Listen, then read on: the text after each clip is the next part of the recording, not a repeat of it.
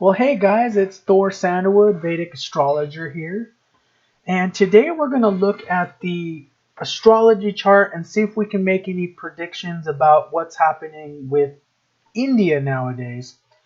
Obviously, India's been a lot in the news with the pandemic, and we've been seeing a lot of the images in the media where they're showing all these cremation fires, and it really looks like they're being hit hard right now.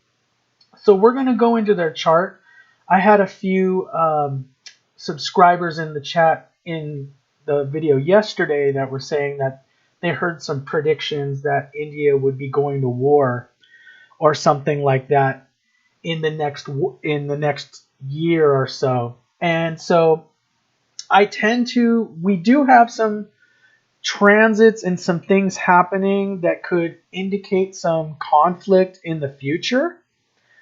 But I've learned a lot with astrology. We do have to kind of be conservative about what we say, because sometimes, a lot of times, things are not as dramatic and as explosive as we would like to think in a chart. Sometimes things become a lot more muted actually in a chart. And good morning, everyone. Thank you.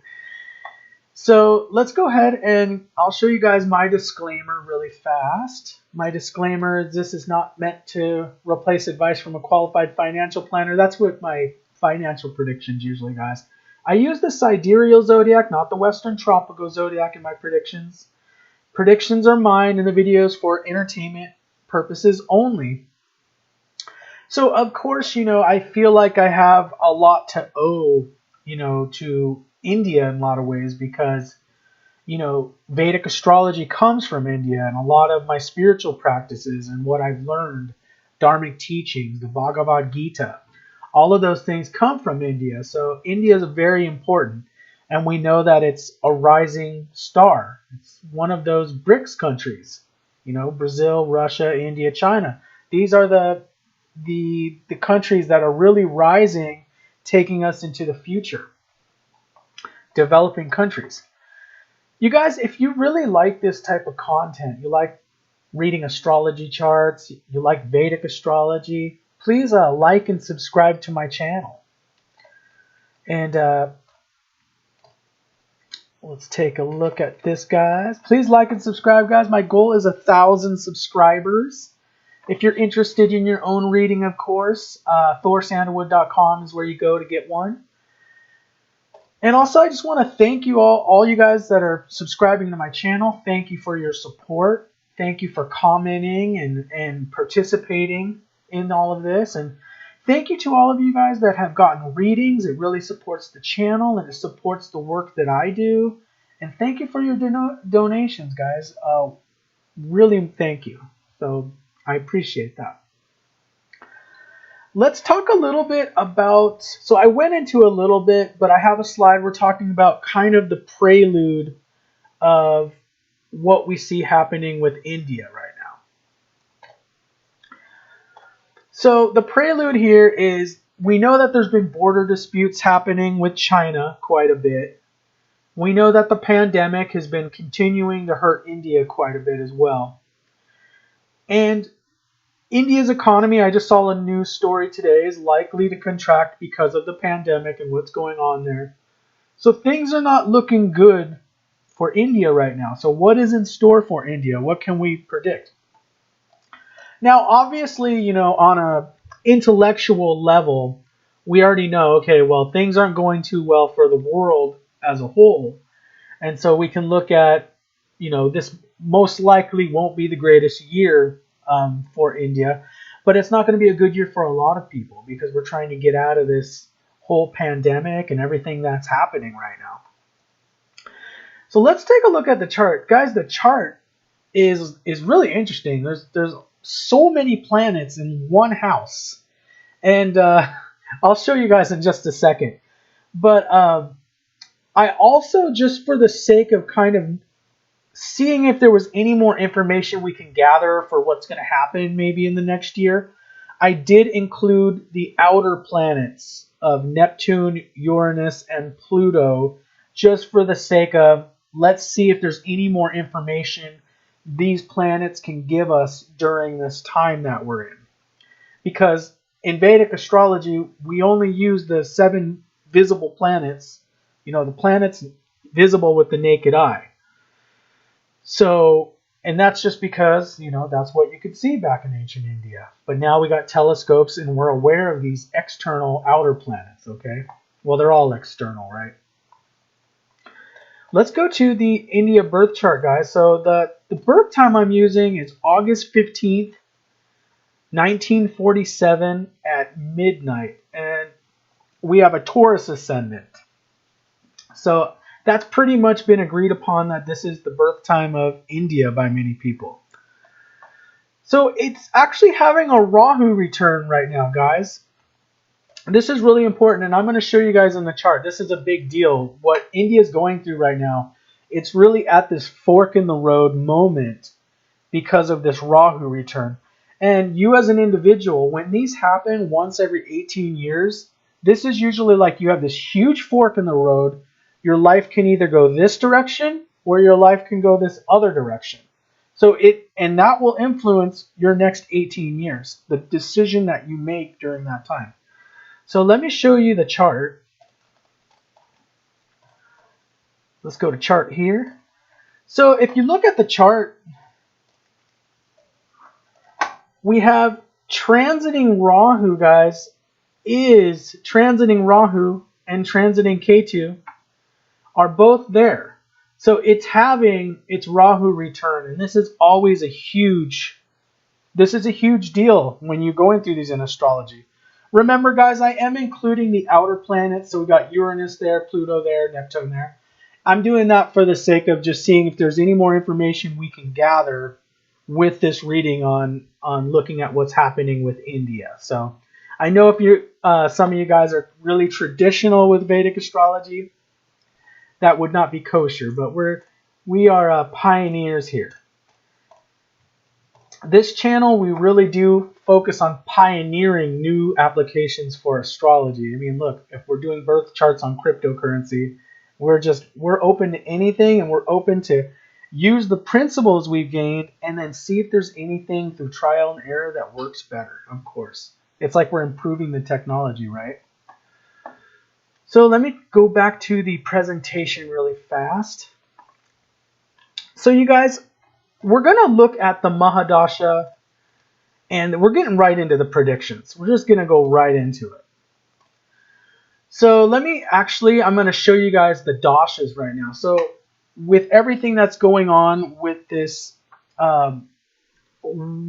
pandemic, we know a year ago remember there was a border dispute with China, and there were people that died in that dispute. They had they hit each other with clubs on both sides, I heard. Indians died and Chinese died. So it was really bad to see that happening. And then obviously India's had a lot of, excuse me, obviously India's had a lot of problems with Pakistan as well, in the past. So I don't know how those relations are going at present, but let's take a look. Let's go to the dashas. So if we have the Mahadashas and Bhuktis for India, we can see right away that India's been in Moon Mahadasha since September 10th, 2015, okay? It's going to be there all the way till September 9th, 2025. So it's a 10-year Mahadasha. As far as Mahadashas go, it's not that long. So we got that 10-year period. At this moment of time, we're going to be, India's in Moon Saturn right here, okay? But very quickly, you guys see, July 10th, 2021, we're going to be in Moon Mercury period, which is going to put us in a completely new Bhukti for India there. So let me go to the presentation real quick, guys. Moon Mahadasha, we got the dates there. Moon is in the 3rd house of Cancer. Moon is in Pushya Nakshatra. It shows the spiritual power of India. The Shakti of Pushya is the power to create spiritual energy. Moon is being influenced by 5 planets. There's an abundance of karma that India is going through right now. So, and I'm going to show you guys this in a second, but the house where the moon is, that third house of Cancer, is just packed full of. So there's a lot to unpack there, and we probably won't even get into all of it for the sake of making predictions. But we'll take a look at it. So we're going to look at what is Moon Mahadasha really about, and we know third house is going to be about media communications. Media, India is really rising in the consciousness of the planet. It's getting known. Everybody knows the prime minister. The prime minister of India, he's very visible. So let's take a look at what's going on in the chart. So you guys see this Moon Mahadasha. We got Moon right here in the chart. And then you got Mercury right there, Pluto right there, Saturn right there, Venus right there, and Sun right there. All in the sign of Cancer there. Now, like I said, that fact that Moon is in the Pushya Nakshatra, and it's in its own house there of Cancer, by the way. But the fact that it's in Pushya Nakshatra is considered the most auspicious nakshatra of the 27 nakshatras. It's considered like the most spiritual type of nakshatra. So to me, that really goes to the heart of a lot of our spirituality, especially the New Age tradition. Think all of it pretty much comes from India. So it still represents that in a way. But the moon in the chart is influenced by a lot of these planets. So all these planets being next to India, we went through them in the chart, very much show, how this moon is influenced. So there's a lot of stuff there.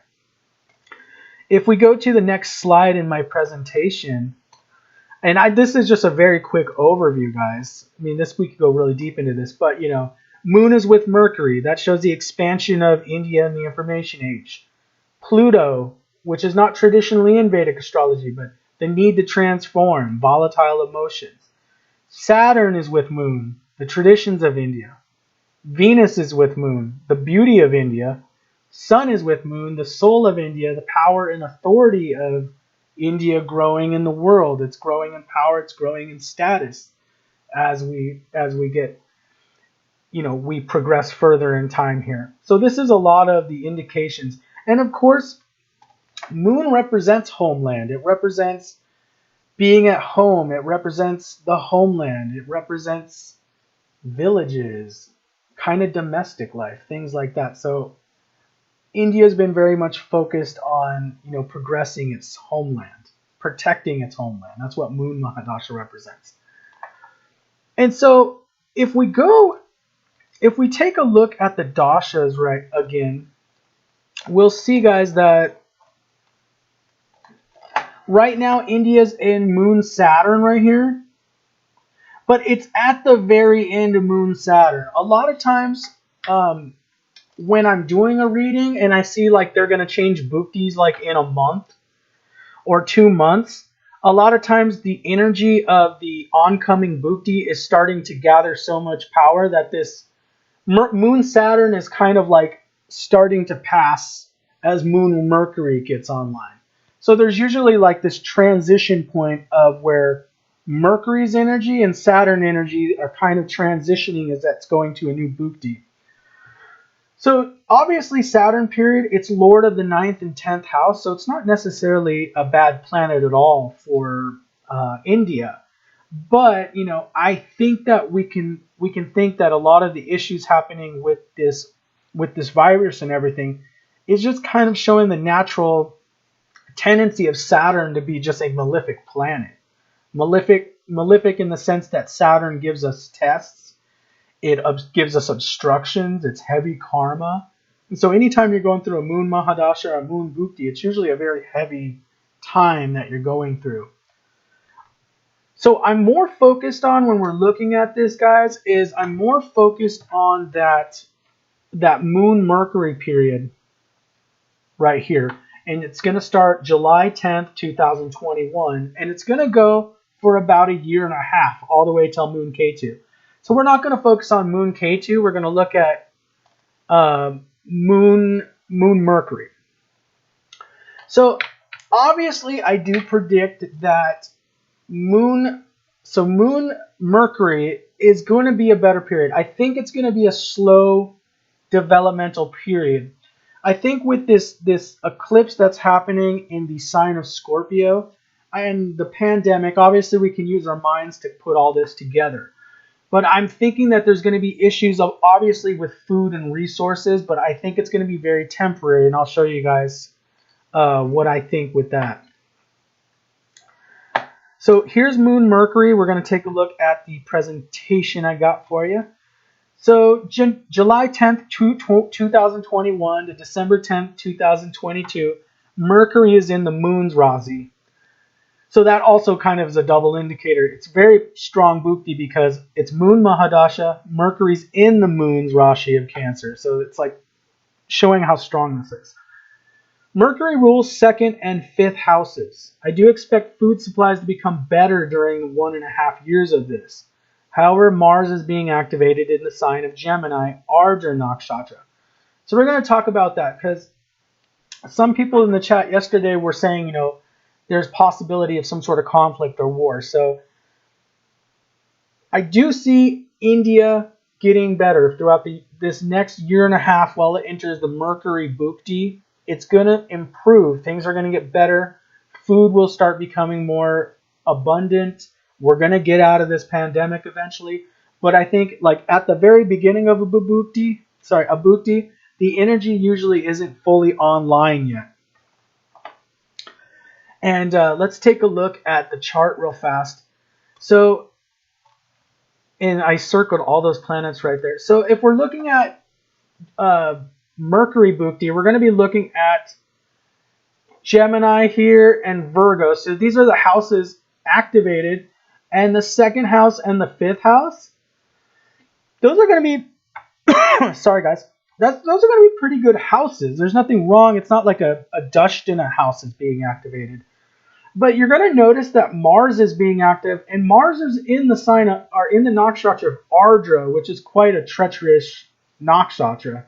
And we got Uranus there, which is like a lot of change, a lot of new things happening. And then we got Neptune over here, which can represent illusions, deceit, tricks.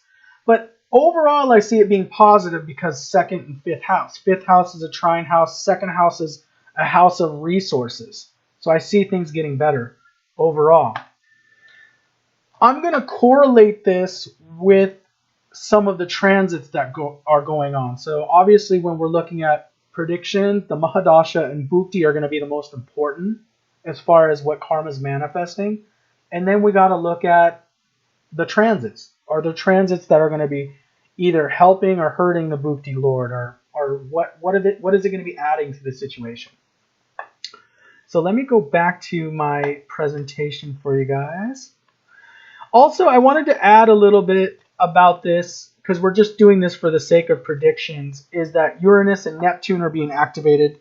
Now, we don't traditionally use those planets, but I thought it would be good for this time. Uranus represents technology, innovation, new things, young people, rebels, electric change. Neptune represents illusions, dreams, deceit, mystical things. I think this Uranus thing, and then Mars represents innovation. Uranus represents new things, innovation. So this is going to be a time of really a lot of modernization in India during this next 1.5 years. Of course, I think that we're going to be having this bridge between this Moon-Saturn period and this Moon-Mercury period. There's a bridge of time we're going through. So let's take a look at the presentation again. I'll put that back, guys. One thing I did want to talk about with you guys is the lunar eclipse in Scorpio again, May 26, 2021. This occurs in the 7th house of Scorpio. This eclipse is very powerful because it happens on the same axis as natal Rahu and Ketu. I do feel that food prices could be a problem for the next 3 to 6 months. However, I do believe that this will be a short period because Mercury Bhukti will tend to replenish the food stores.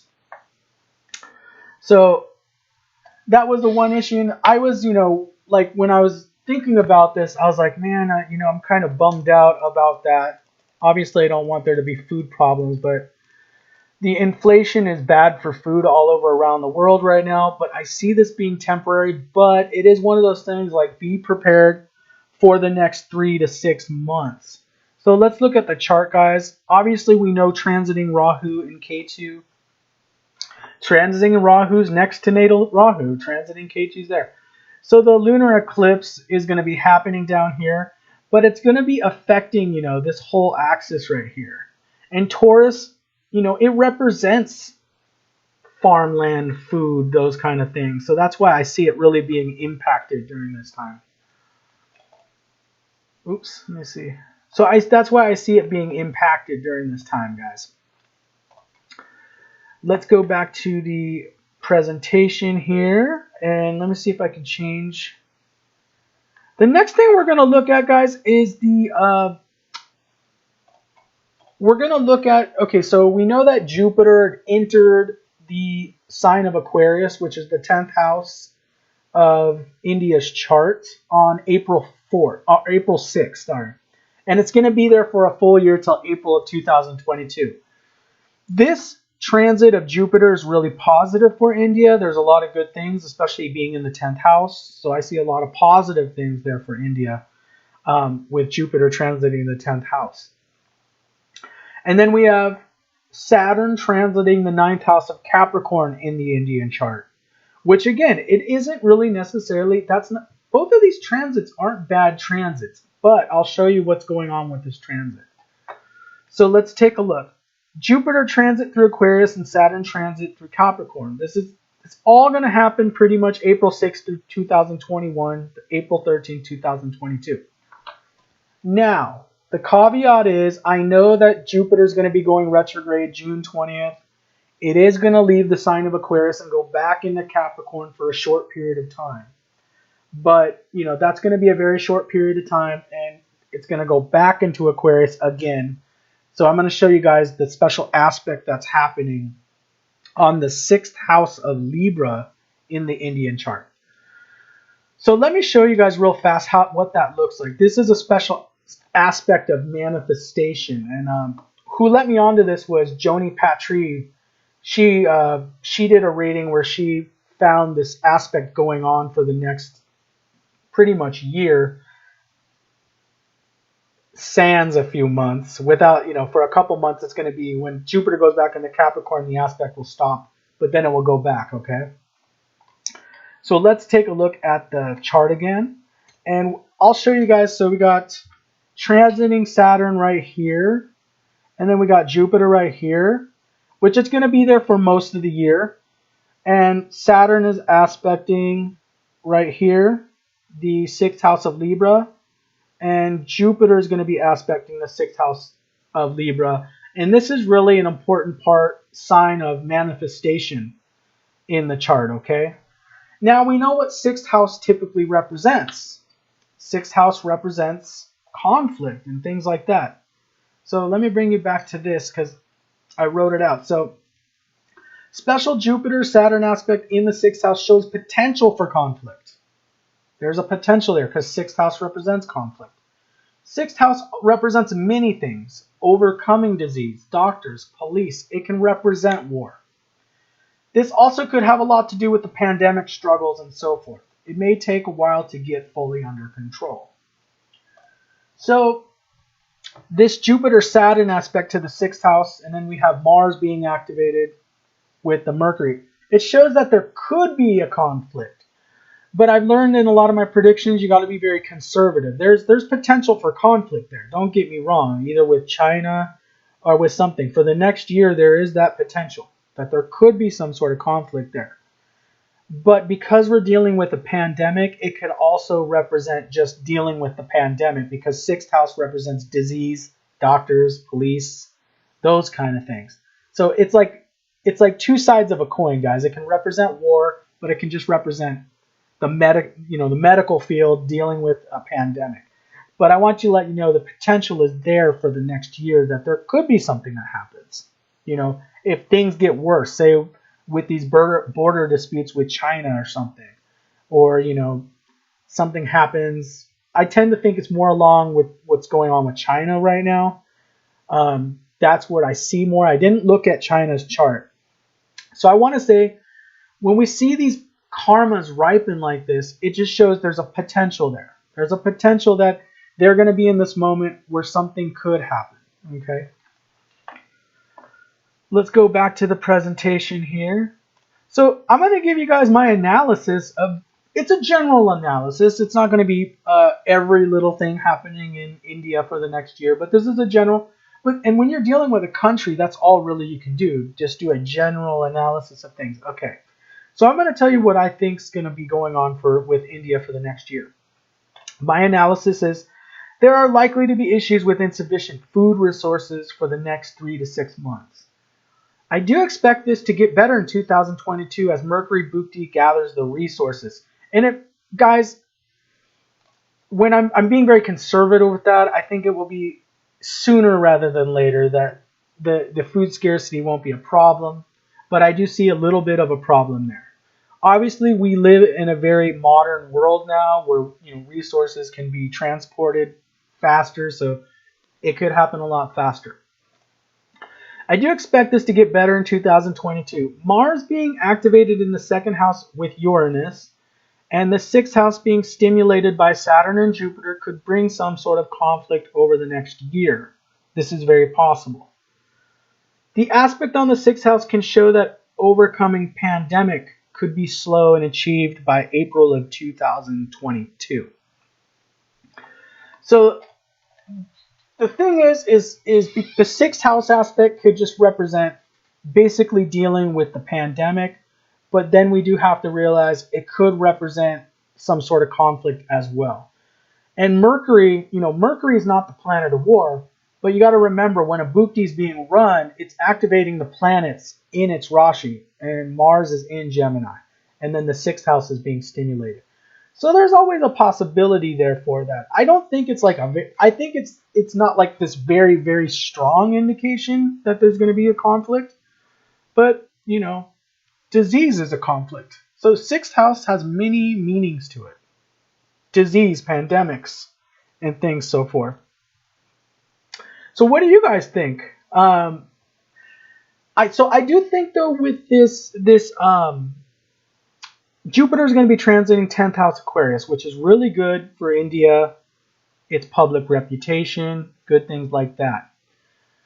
And Mercury, second lord, fifth lord, there's going to be a lot of improvement. So it might be like for the next 3 to 6 months, they're still trying to deal with the pandemic. But then 2022, I do see just this really great opening for India happening. Now, what do you guys think about this? All of this. Do you guys think this is? Do you think this is what's going to happen? If you guys watching this video after I make this video, comment down below. Let me know. So that's what I see. I see some. It wasn't any earth-shattering predictions that I have, but what it shows is there's potential there. So that's what I see right now, guys, with India. Let's see. I'm seeing if there's any questions in the chat. I have my iPad set up here kind of for the chat. And let's see. I don't see anything just yet. So it's just right now is a tough time, but I see them getting over it very shortly. And I think that we're not going to be over this whole pandemic thing till, on a world scale, not until April of 2022, because this whole thing started when Saturn entered Capricorn back in January of 2020.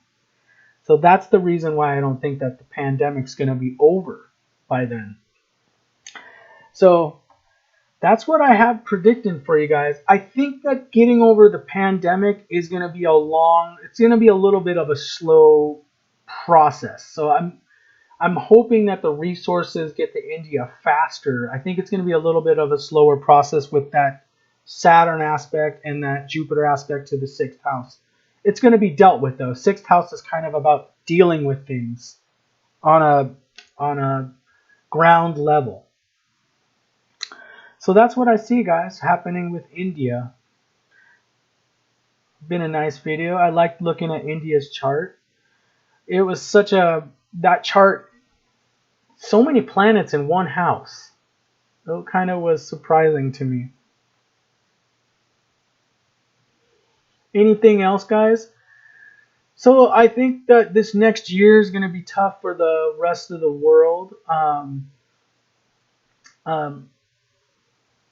it's going to be tough for everybody, but I see it working out for everybody.